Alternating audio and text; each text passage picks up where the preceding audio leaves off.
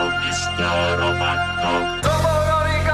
Geek to me radio, da da da da da da. Geek to me radio, da da da da da da.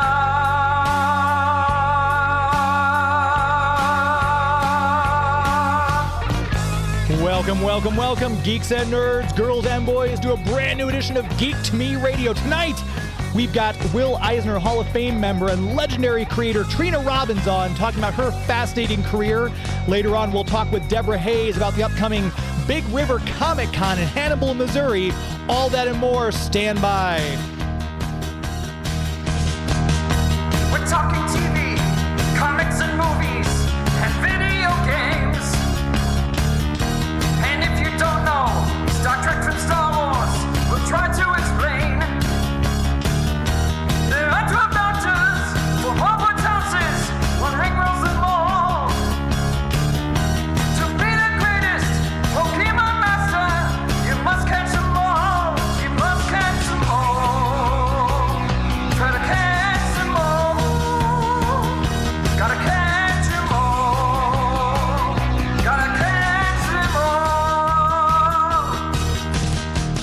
And if you're driving around the greater St. Louis area tonight, hearing us on the Big 550 KTRS, hello to all of you. Thank you very much for tuning in.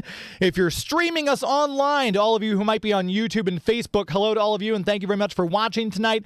And of course, if you're listening to us after the fact in the podcast form, hello to all of you. We appreciate your subscribing and finding us there each week. Hopefully you've hit that subscribe button on whatever platform you're hearing the podcast on.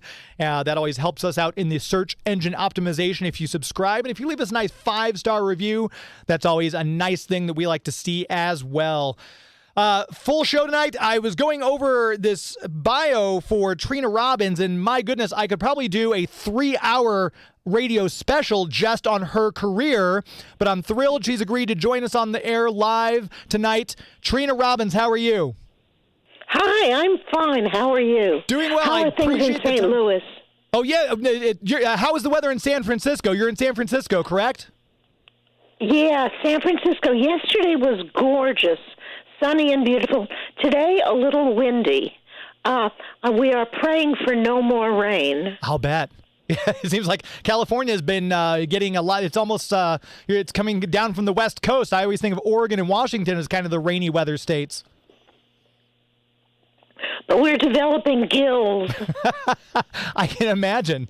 Boy, like I said in the intro, I was looking over your career, and I should say, for those of you who are listening, Trina has been doing all this work in underground comics since the late 60s.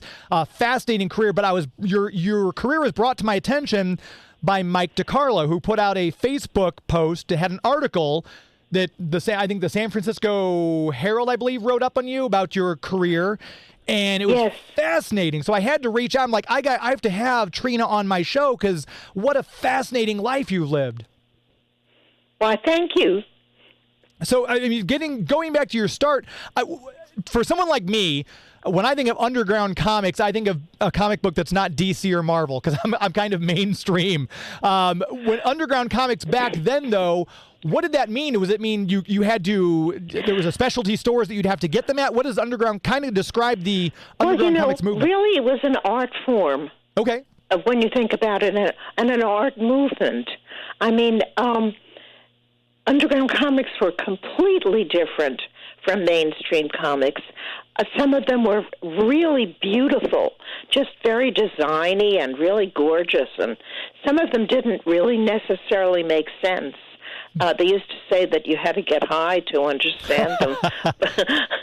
And some of them were not very nice at all. Some of them were extremely nasty and sadistic and extremely misogynist. But there were all kinds.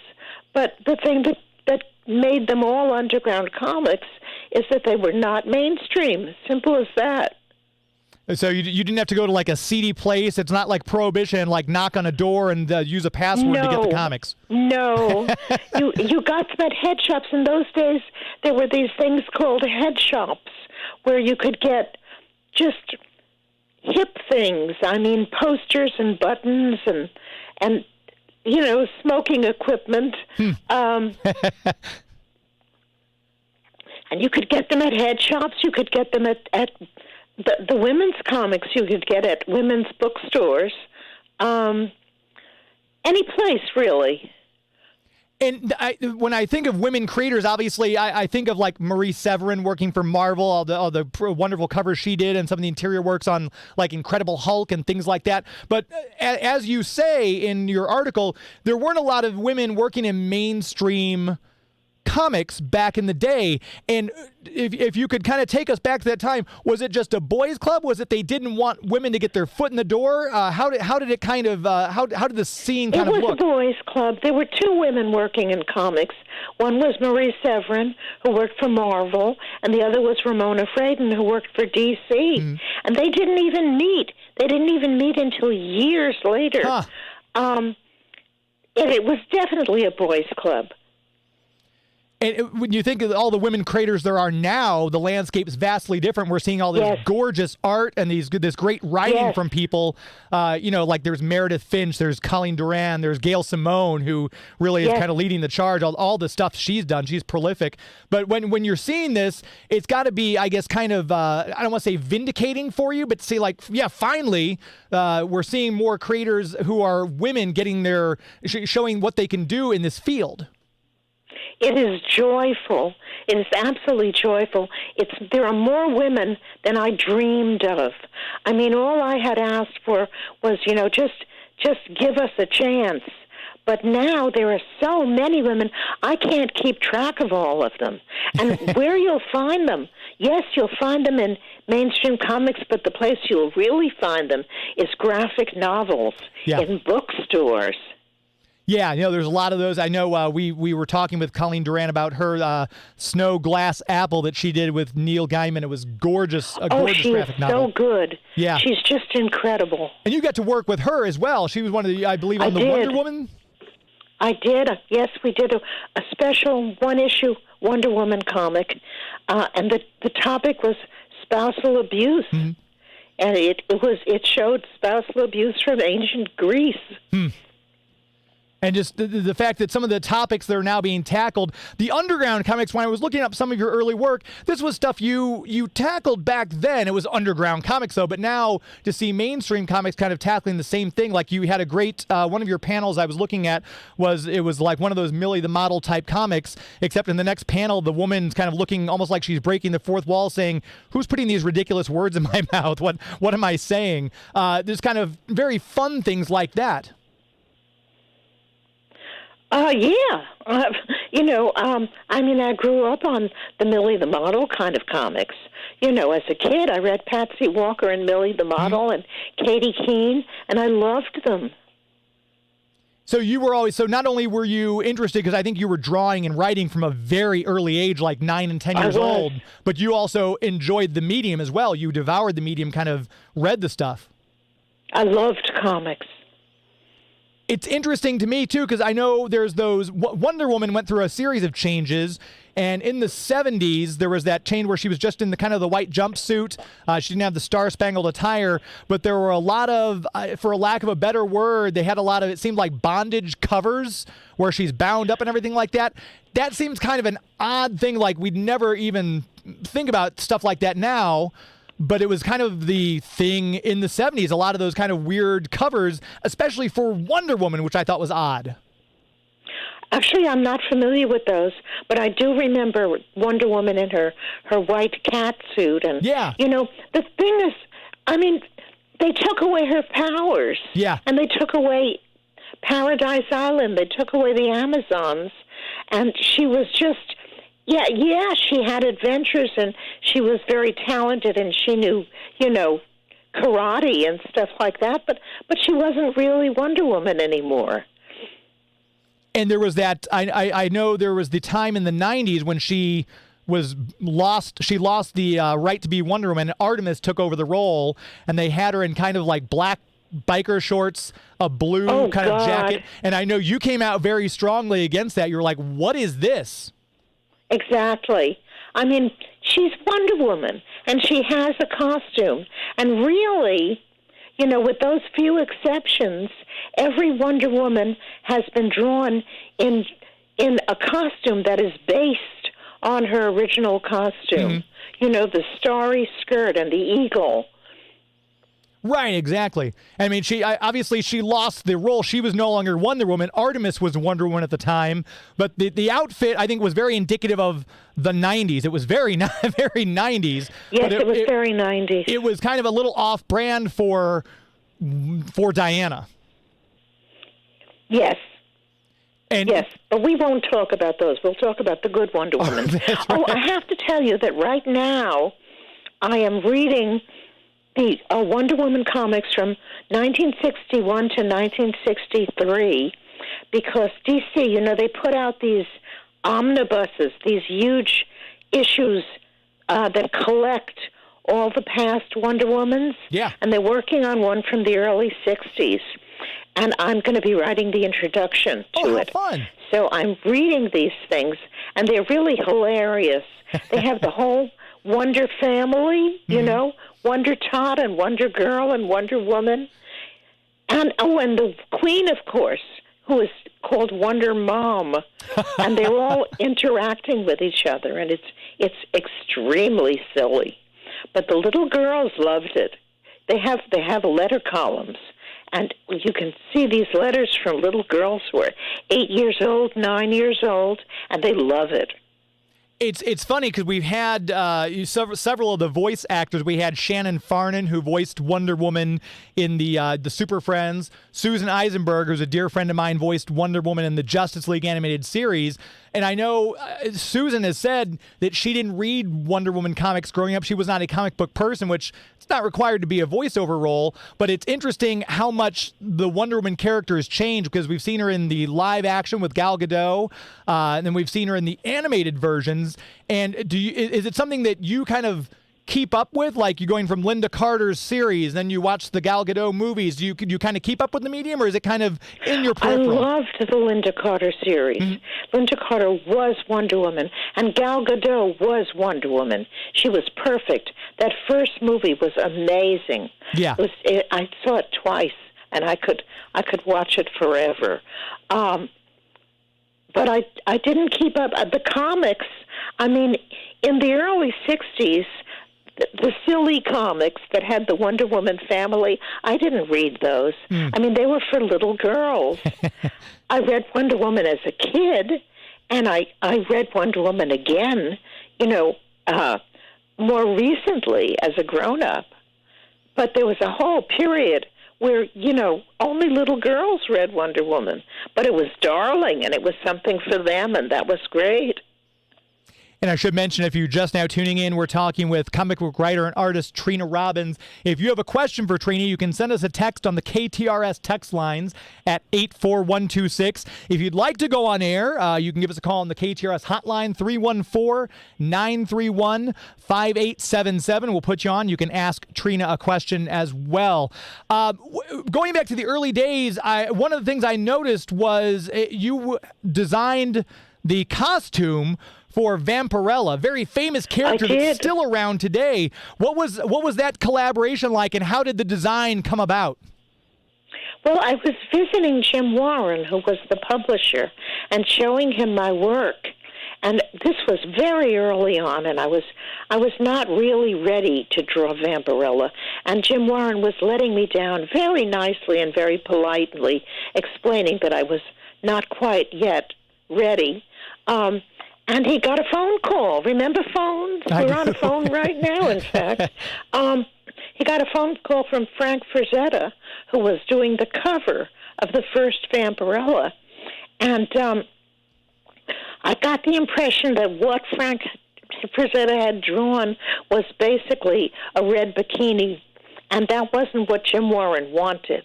He had something else in mind, and he started explaining it to Frazetta.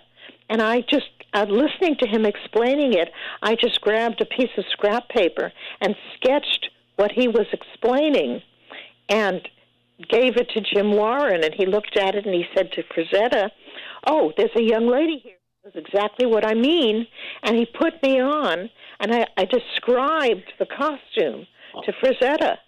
And that was all I did. I simply described it to him. And that was it. And voila, I had designed her costume. And obviously you're getting royalty checks every time she appears in something, I'm sure. Yeah, right. No, I'm not, obviously. But that's such a cool story to be part of that particular, because she's still going strong. I mean, you're still finding comic books. I think Dynamite, if I'm not mistaken, has the rights to her now. But still, I think she's been at least through 3 publishers. Yeah, but to still see her going strong, that's got to, I mean, to know that you had that's an iconic costume. I see a lot of cosplayers doing it. There was Planet Comic Con we just were at in Kansas City. Someone was dressed up, and I'm like, yep, you're wearing a Trina Robbins original right there. Whenever I see somebody cosplaying Vampirella, I always take a photo with her, and then I print it up and send it to Jim Warren. He loves it. I'll bet. We've got a caller on the phone on line 1. This is Emily. Emily, you're on with Trina Robbins. How are you? Hi, I'm doing fantastic. Thank you so much for having me on. Of course. Did you have a question for Trina? Yes. First of all, Trina, it is so lovely to meet you. I feel like I'm a little shaky right now because it's just such an honor to meet you. I just want to first say thank you so much for everything that you have done in your life and your career to pave the way for women creators and all of us women nerds. I feel like the nerd world is still figuring out how to bring us in, and you have done that throughout your career. So I just want to first say thank you. Thank you. Question, yeah, it's such an inspiring career. And I guess my question is, what is your advice for women professionals or creatives? Just if you had any advice. Well, I would say don't take no for an answer. In the 80s and 90s and the 70s too, but especially the 80s and 90s, it was all guys. It was such a boys' club. And they used to say, their excuse for not doing anything for women, they used to say girls don't read comics. Well, that was absolute nonsense. I mean, if you give girls comics they want to read, they will read comics, but they weren't producing anything for girls. So, and I didn't take no for an answer. So, don't take no for an answer and keep going. Just do it. I appreciate that so much. Thank you so much for your time. You are wonderful. We love you so much. Thank you so much. Thank you very much. Thanks for the call, Emily. I appreciate it. Absolutely. Bye. Bye. There she goes. Bye. You must get that all the time because there are so many females who, I mean, especially now, like you go to a comic book convention, and I'm sure, like, I think if I'm not mistaken, I can't remember, was it, my notes aren't in front of me, 1977 was your first San Diego Comic Con. There probably weren't a lot of women in attendance, but now you go to a Comic Con, I'd say it's even split, 50-50. Oh, at least. Yeah. At least. And you go to Artist Alley, and you see all of these women with their work, and they're so talented. It's just amazing. Yeah, and like I said, I always love talking because it's every artist, I should say that, has a unique perspective on stuff. But I feel like the women artists that we have had on the show also have that even a little bit more unique perspective because they're looking at it from a different angle. Because I think, like you said, when I was growing up in the 80s, we had, the cartoons after school were He-Man, Transformers, Voltron. Girls watched them in the 80s, but there weren't as many girls who would watch it, but they had like My Little Pony and things like that, where now I feel like, as Emily just kind of mentioned, nerd culture has become very across the board, boys and girls. It's an even playing field. Absolutely. And you had a large hand in that, too, I'd say, with all the work you've done. Thank you. Of course. With all the stuff you've done, there's, like I said, there's so many different things we could talk about, but your early work on stuff, the feminist underground newspaper, It Ain't Me, Babe, when you're starting off with stuff like that, you're creating these things from scratch. What was the conversation like when you came up and said, hey, I want to do this, here's the layout, here's my plan for what I want to do? Were you pretty much, even back then, given free range to do your own thing because it was an underground comics movement, or were you still kind of overseen quite a bit? Well, It Ain't Me, Babe was a feminist newspaper, and I was on the staff, and I was doing art for them. So because I had them as kind of moral support, I felt strong enough to be able to produce this all-woman comic, which is the first all-woman comic ever, on the planet. Maybe there are other planets that have all-women comics, but it was the first on this planet.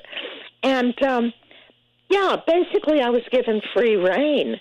That middle story, where all the female characters in comics, where they fight back, that was done by the whole editorial staff. We all worked on that together.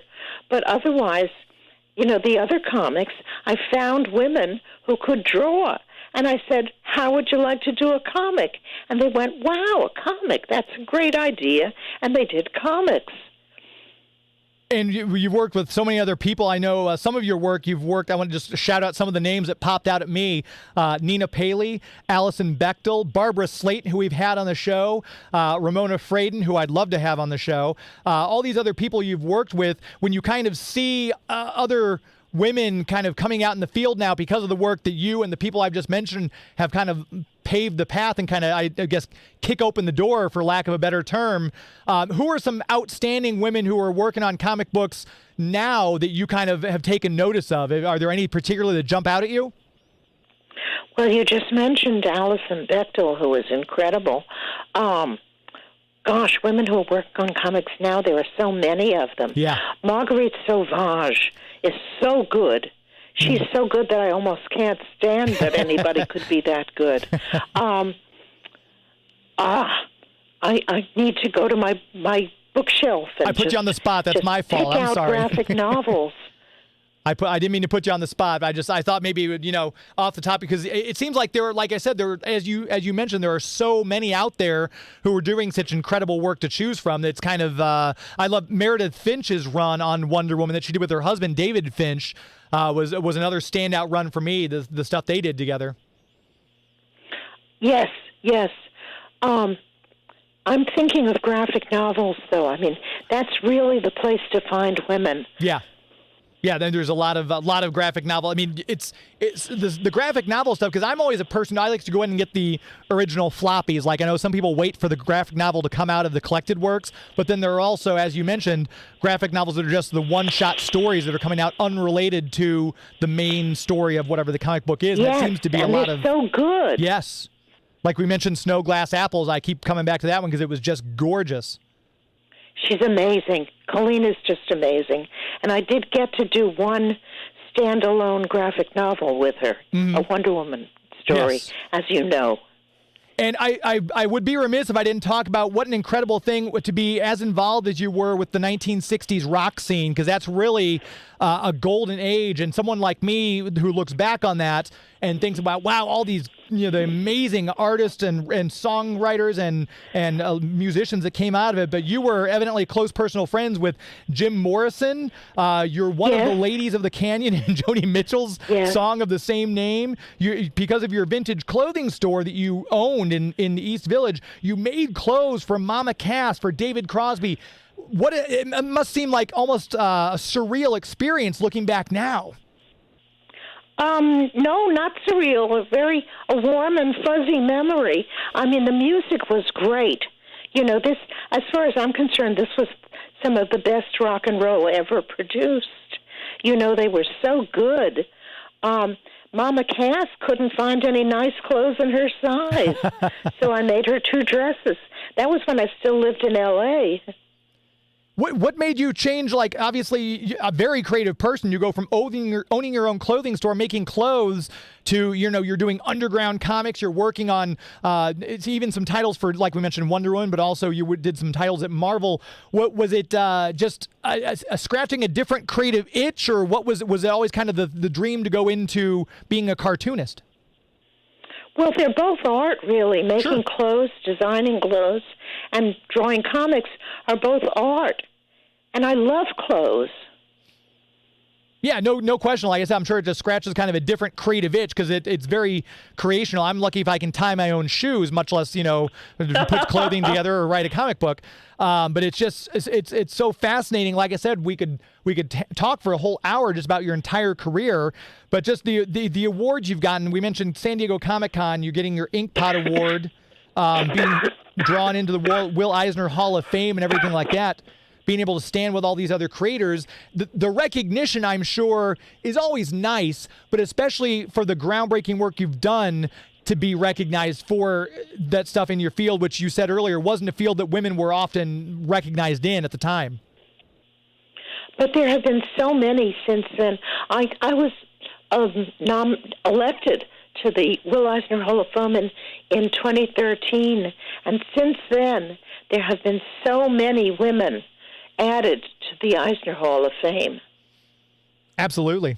When you look back on all the stuff you've done, do you have I don't even know where you'd begin, but do you have, if you had to put up a Mount Rushmore of Trina Robbins' greatest works, what would you put on there? Your 4, what you would consider, be it a graphic novel, a run on a comic book series, some of your underground stuff, what would you put up there on that Trina Robbins Mount Rushmore? Maybe some of the pages I did for women's comics, and also stuff that I've written, not just things I've drawn, sure, but things I've written, like my histories of women cartoonists, my history of Nell Brinkley, the Flapper Queens, my book about Gladys Parker. These are all early American women cartoonists who were incredible and who nobody knew about them because no one wrote about them until I did. And they were all so great, and I'm very proud of those books.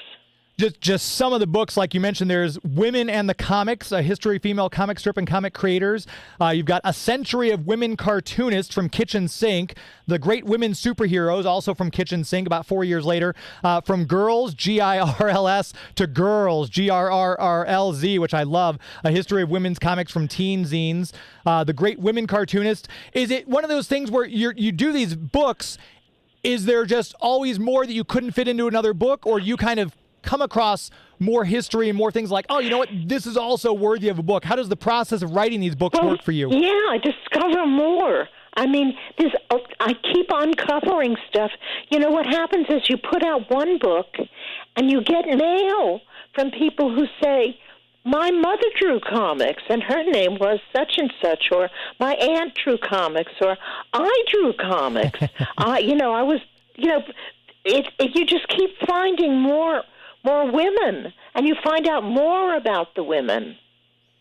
And you're very active, too, because you were, I think, if I'm not mistaken, you were just at a con earlier. Was it WonderCon recently? WonderCon. It was great. So, now that this, I don't want to say that people are rediscovering you, because that sounds odd, but I know, like I said, I was turned on to you by the article that Mike DiCarlo posted from the San Francisco newspaper. Are you getting suddenly a little bit of an uptick in notifications and invites for conventions, or has it stayed pretty steady? I am going to a number of conventions this year. I don't know if it's because of the article or not. But it's nice. I love conventions. It's always cool to see, because I know we just at Terrific Con in Connecticut, I guess 2 years ago, they had Barbara Freelander there, and we talked with her about the stuff that she was doing on the young romance comics for DC. But it's always great to see creators from across the spectrum who are doing stuff in the underground stuff in the 60s and 70s to modern creators who are putting out stuff now, working on stuff like Gwenpool and things like that for Marvel Comics. But it's good to see the comic book conventions themselves aren't just boys clubs anymore. They have a lot of diversity among the God, no. guests. I love the cons. And as I said before, you go to the Artist Alley and you'll see so many women, and their work is absolutely beautiful.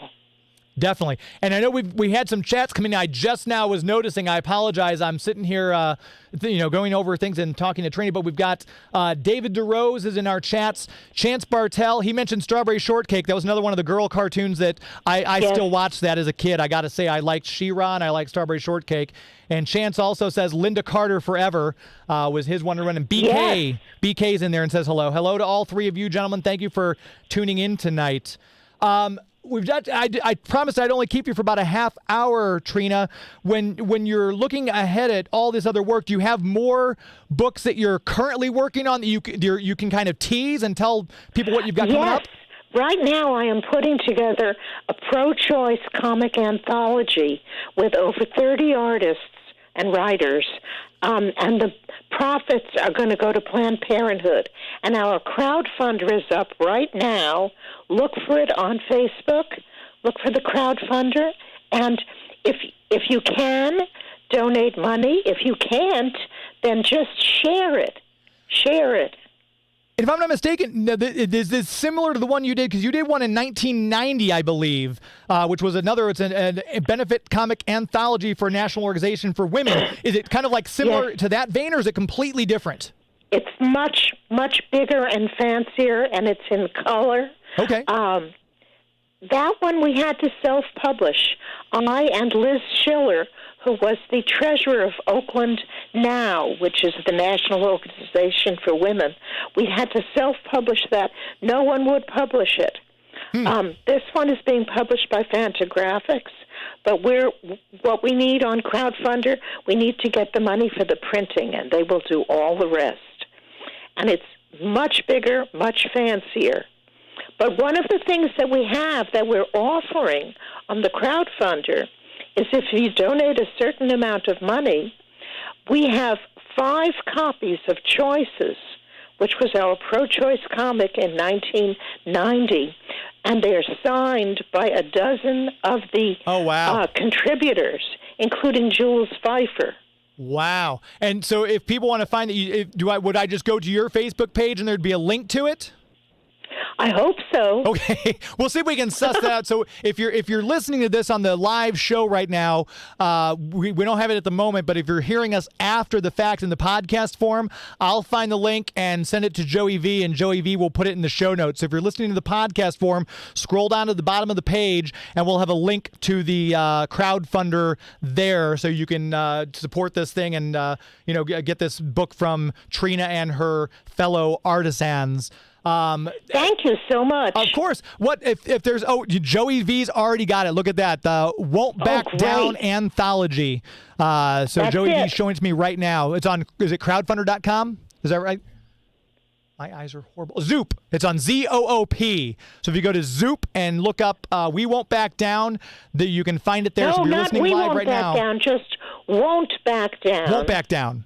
So just find ZOOP. You know, like I won't back down, you won't back down, we won't back down. No one's backing down, Trina. That's the goal. So yeah, we've got that. We'll put that link. So thank you to Joey V for being so quick on the keyboard. That's why I have him, because I'm technically inept. So thank you, Joey V, for that.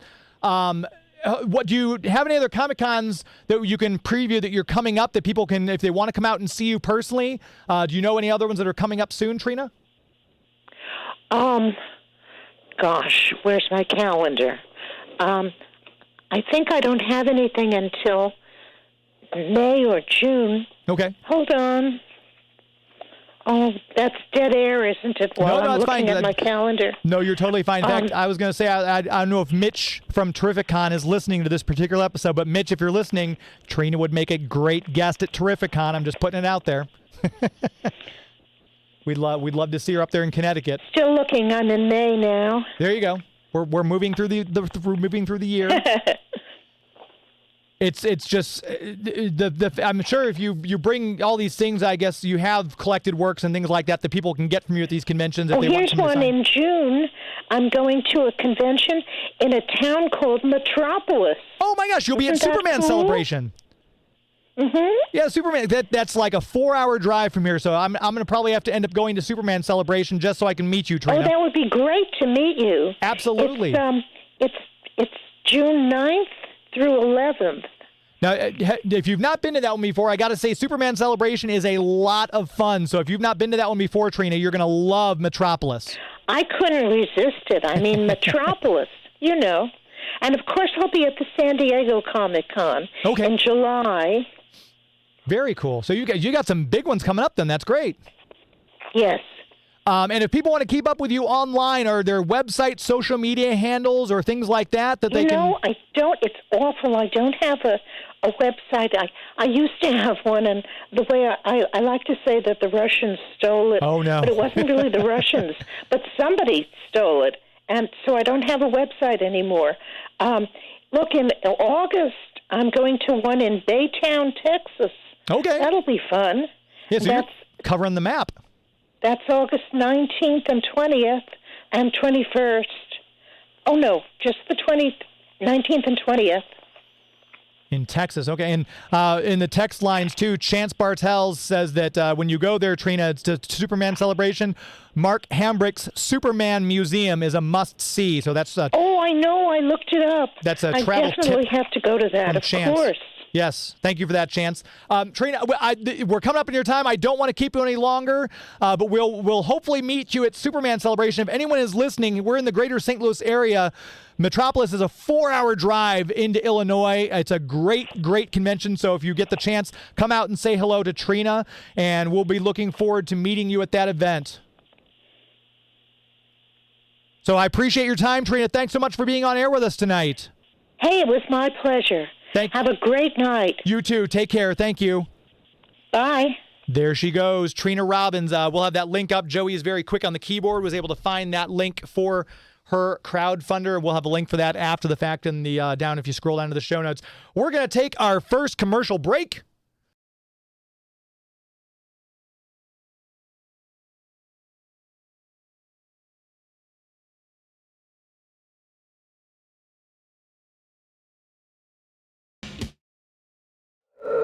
To catch these ghosts, you need the real Ghostbusters. There's Peter, Egon, Winston, Ray. Each sold separately. They're running out fast. I got a wazoo, I'm gonna snuggle. Name's Hippopotamus. Cuddly as can be, 'cause she's part hippo and part bunny. I got a wazoo, I'm gonna snuggle. Name's Bumbleye. Cute as he can be, 'cause he's part lion and part bumblebee. I got a wazoo, I'm gonna snuggle. Name's Ellery. Funny, yes sirree, 'cause he's part elephant, part kangaroo. Oh, Roo! Give me a snuggle, Wazoo. Wuzzles come with their own storybook sold separately from Hasbro. And now, another Tycho Superblocks adventure. The dam has broken, the road's out, the town's in danger. So you grab your Tycho Superblocks and quickly build a bulldozer, a backhoe, the dump truck, the giant cranes, and the construction copter. Rushing to the scene, you clear the road, you save the town. You did it! Another great adventure with Tycho Superblocks. They work with Lego too. Tycho Superblocks, Road Builder Adventure Series. 9 building sets, each sold separately. New only from Tycho. I know a boy, his name is Zach. He loves to fit, he loves to stack. Yes, construction is his knack. He's Zach, the Lego maniac. He builds in the window, he's off the wall. He builds them big, he builds them small. In Lego land, he'll rock and roll. He's Lego wild, out of control. Zach, he's a Lego maniac. Zach, woo, Zach. Legoland, King's Castle, Airport, Cosmic Fleet Voyager, sold separately from Lego.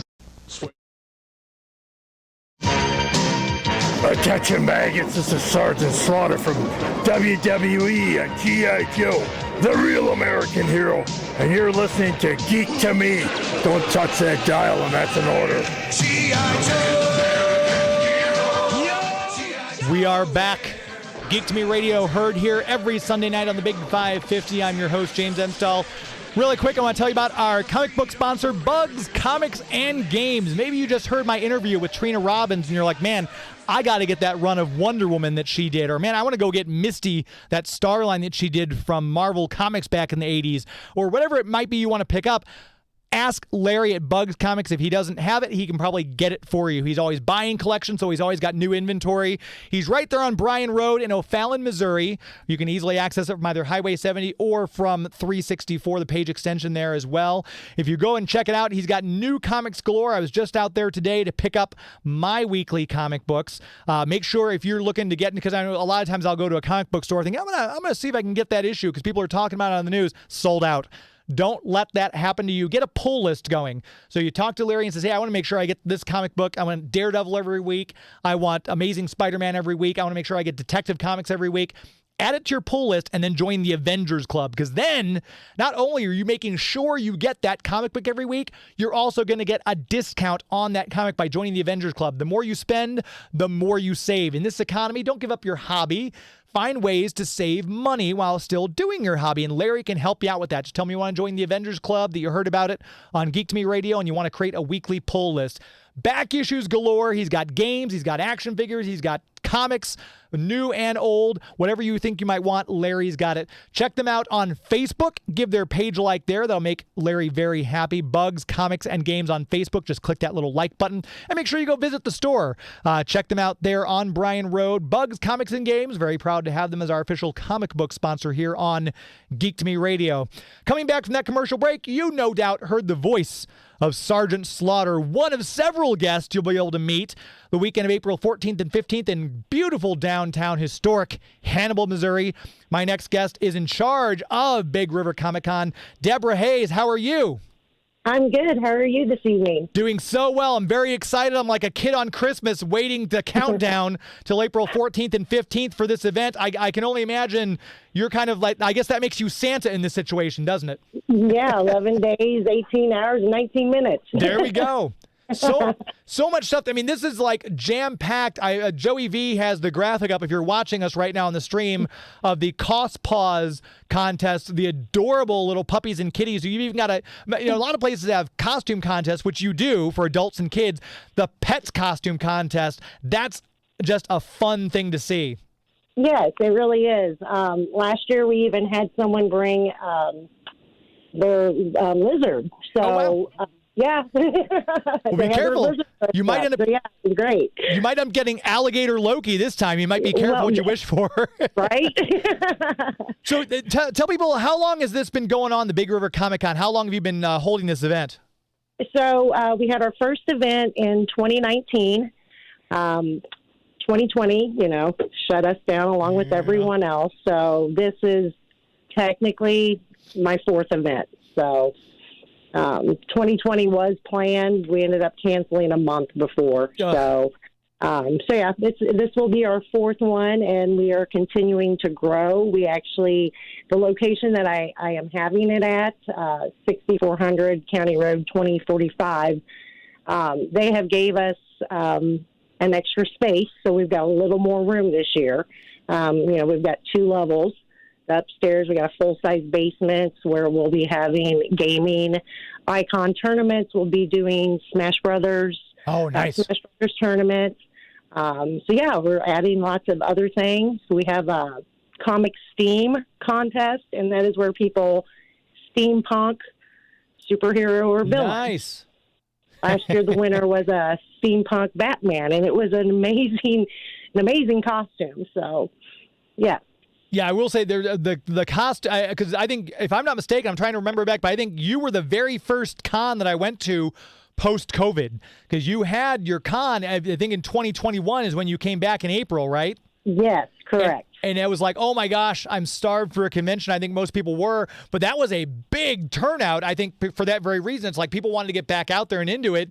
And I think that kind of, you've just built on that, because this year you've got Sergeant Slaughter, who G.I. Joe fans and wrestling fans will no doubt know. Spencer Wilding, who just like David Prose was Darth Vader in those original movies, he was Darth Vader in Rogue One, and another, if I'm trying to remember if he was also in one of the other ones, but he's a lot of the monsters you'll see in like Game of Thrones. He was a White Walker. He's done Doctor Who stuff. He's an amazing guy. And then you've got artists. You've got Sam De La Rosa, who's worked on Spider-Man and Venom, and he's just a fantastic artist as well. Yes. We very blessed this year, because we've got some great guests. And Spencer Wilding, he's in the new Dungeons and Dragons as well. Yes, that's right. Yeah. He's in the very opening scene. You can't miss him. So, so coming right off a hot movie like that, that's going to be fun. Yeah. So we're excited to have all 3 guests. We're really so Saturday. Spencer Wilding will be doing a panel on Saturday, April 15th, and you will be hosting that panel for us. So, yeah, we're excited to have you as well. I'm very excited. I'm not sure if you lost a bet and that's why you asked me to host. I don't know what happened, but I'm glad it worked out this way. I'm very excited. Yes, we are too. No, there was no bet involved. Okay, good to know. And there's a lot going on.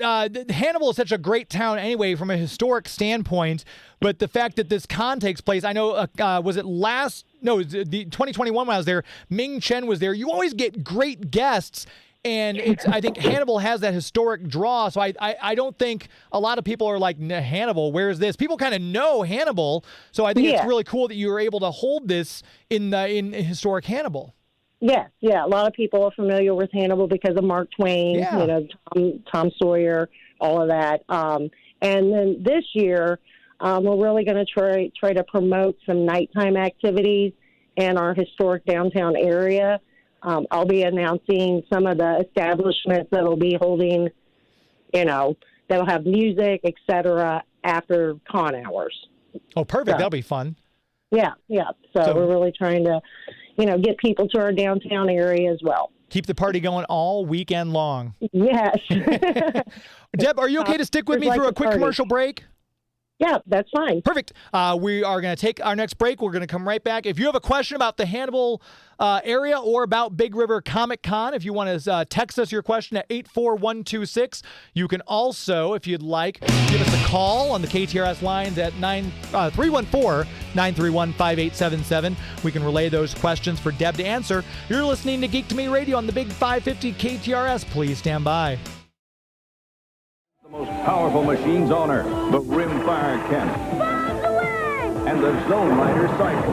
Only their awesome power can defeat the evil overlord's bullwhip cannon. Have a nice trip. And monstrous sledgehammer tanks. Each sold separately, new from Tonka. Saga of Crystar, a fantasy world of crystal warriors, demons, and wizards. Good wizards like Ogiodi, evil wizards like Zardak, and underworld demons like Moltar. They've captured Ogiodi! Each figure with a crystal prism that makes everything look like this. Goodness and right, evil and might, the winner is out to you. The Saga of Crystar collection.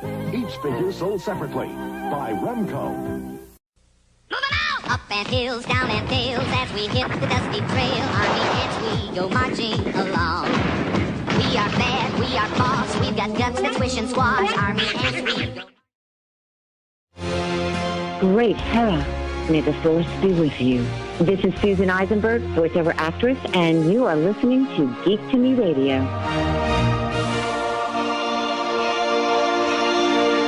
We are back. Had to play Susan Eisenberg Wonder Woman since we had Trina Robbins on earlier talking about her Wonder Woman run.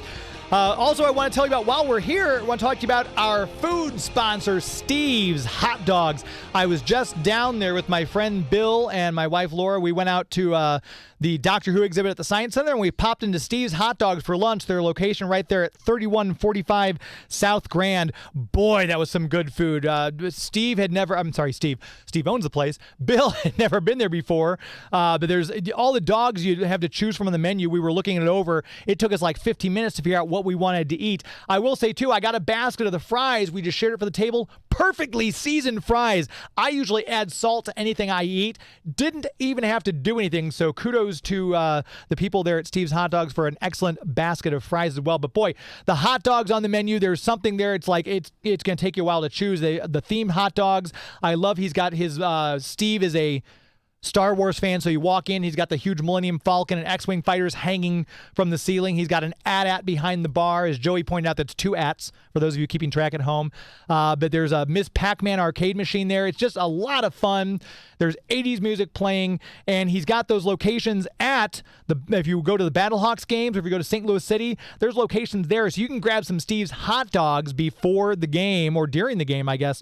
If you order online, if you're maybe a Grubhub person, or you're going to order some food online, get it delivered, and Steve's Hot Dogs sound good to you, just for my listeners, use the code GEEK to Me, GEEKTOME.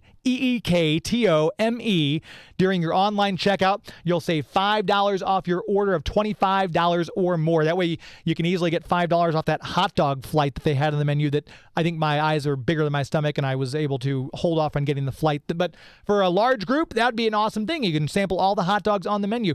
Check them out online, steveshotdogsstl.com, steveshotdogsstl.com. Make sure you use that promo code GEEK2ME for $5 off your order of $25 or more. Very glad to have them as our food sponsor here on Geek to Me Radio. Chatting with Deb Hayes about Big River Comic Con. I want to make sure we promote the website as well, which, wait for it, Big River Comic Con, just like it sounds, all one word, .com. You can still get your tickets right there. If people don't get tickets online, Deb, I assume they can still get them at the door, correct? That is correct. So we have our weekend passes that are going to be online until 4/13 of this month, until 5 o'clock on the 13th. We will have weekend passes available at the door. Weekend passes are $30.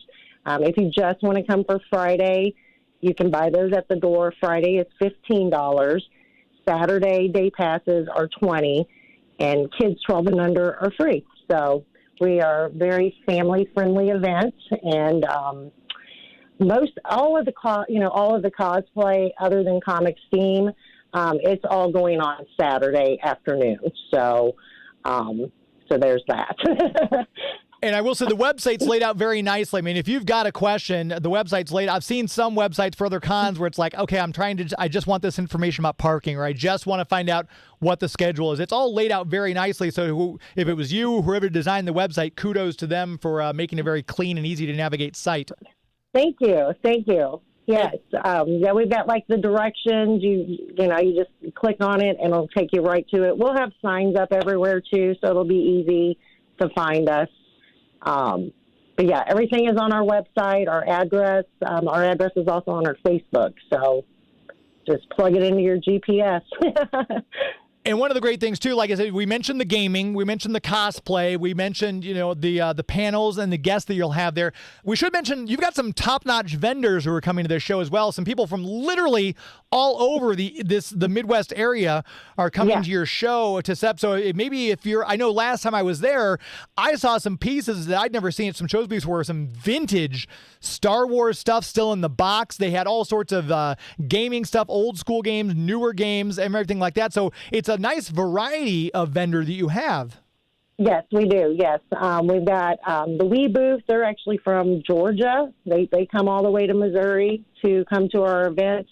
Toys of Our Youth from the St. Charles area will be at our event this year. We always try to, have new vendors coming in, so there's always, a flow of different new items. So, yes, we've got quite a few amazing vendors this year. So, and with the stuff there is in downtown Hannibal, you mentioned you're having some after-hours events as well and things like that, music and stuff. If I noticed correctly on the website, some of the proceeds that you get from the convention are going to some charity organizations, which is always nice to see. Do you want to talk about that a little bit? Yes. So this year, in the past, we've always donated to one charity, one 501c3, one group. This year we're going to do things a little differently. We're going to donate to 2 or 3 smaller organizations. We haven't really, picked which ones, but there's several small groups here in Hannibal that we feel, that we need to help out. So we will be donating to probably 3 of them this year, and we'll announce those on the Facebook page once the event's over and stuff like that. And that's another thing I should mention, because I mentioned the website, but I should also mention, if you're listening right now, if you go over to Facebook and just look up Big River Comic Con, make sure you give that Facebook page a like as well. That way you keep up with all the updates whenever Deb does put out a new event that might be there, or a new thing to keep track of while you're there. And I'm assuming, I always love to ask people who run conventions this, I assume you've already got kind of a back of your mind idea of who you might be inviting to next year's con. Do you already have anyone locked in, or is it just ideas? I've got a couple of ideas. So yes, I've kind of already started working on year 5. So April 16th, I'll start working on it full time. So there you go. Just like I always say, it's like Jack Skellington. As soon as Halloween's over, he starts working on next Halloween already. That is correct. And so it seems like with this event's growing. I know, like I said, I went in 2021. It was packed. I'm assuming with the guest you have this year, especially, it's going to be even busy. Is there a thought that you might have to find a different facility? Like eventually you might outgrow the facility you're in? Yeah, yes, that's why they gave me some more space this year, because we really got to thin the crowd down a little bit. Hannibal does not have a convention center, so I don't know what I'll do. I'll worry about it when the time comes. So Hannibal doesn't have a convention center yet. We'll correct. See. They might change their mind if this keeps growing, Deb. I'm telling you. Yes, yeah. So, but we're really excited about this year. We have such a great celebrity lineup. The Cause Pause, like we anticipate it being even. But last year we had 6 entries. And I've been getting a lot of feedback from people, so I have a feeling our Cause Pause is going to get bigger this year too. So that's and I got to say, since I'm already there and I'm hosting Spencer's panel, if you need an extra judge for the Cause Pause contest, I could throw myself on my sword and do that for you. We might. I'll be in touch. All right. And obviously, like I said, you've got my email. We talked about this off air. If there's anything else I can do to help out, just shoot me an email and say, hey, can you also make yourself available for this? Please let me know. I'm more than happy to do what I can. Awesome. Thank you. I appreciate it. And I appreciate you coming to Big River Comic Con this year and doing the panel for us.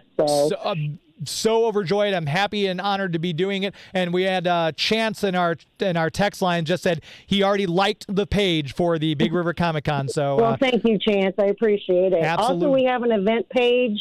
The event page is going to have the schedules of everything going on. Perfect. And as I let you go here, is there anything else you want to throw out that you want people to know about the con before we sign off for the night? I can't think of anything. Just come see us. Check it out. We're a small con, but we're growing, and I'm trying to keep our prices to where it feels like a big Comic-Con, but it's affordable for families. Yeah, that's huge, especially in this economy, like I said, so that's great. Once again, BigRiverComicCon.com is the website if you want to check it out. I mean, Hannibal alone is worth the drive from wherever you might be, but to have this convention at the heart of it, that's really an amazing thing.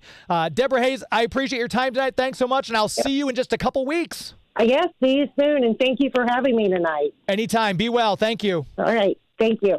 There she goes. Yeah, make sure to check it out. It's such a fun event. Like I said, I went in 2021. It was a blast. There's so much to see and do, and it's going to be great, especially with these guests. You can get your picture with Sergeant Slaughter holding you in a Cobra clutch, which is a really cool thing. Carol just joined the chats. Carol, thank you very much for listening tonight as well. I appreciate you.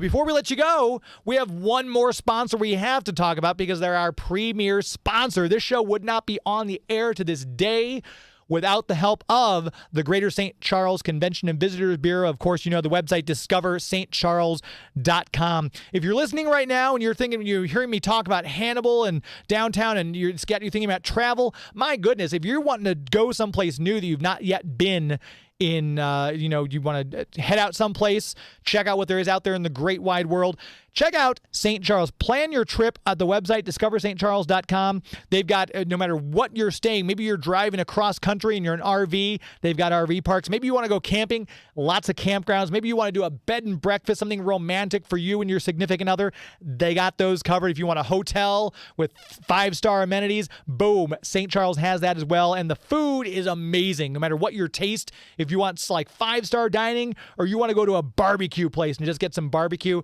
City of St. Charles has something for every taste, every budget, every style, no matter what you're looking for.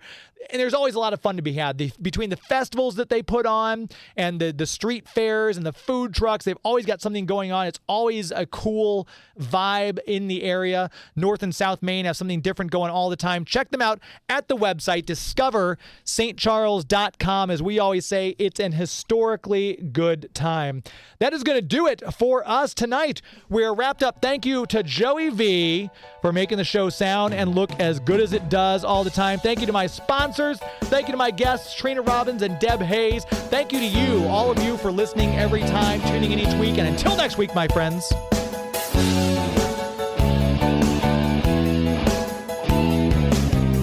It's not in the way you watch a zombie. It's not in the way you watch The Flash. It's not in the way you love Scotty Young art. It's not in the way you play Mario Kart. It's not in the way you look when you make Game of Thrones references. That's our show. This is Geek to Me Radio. That's our show. This is Geek to Me Radio. Thank you, Hannibal. Good night. KTRS St. Louis. Grandma, the feds did.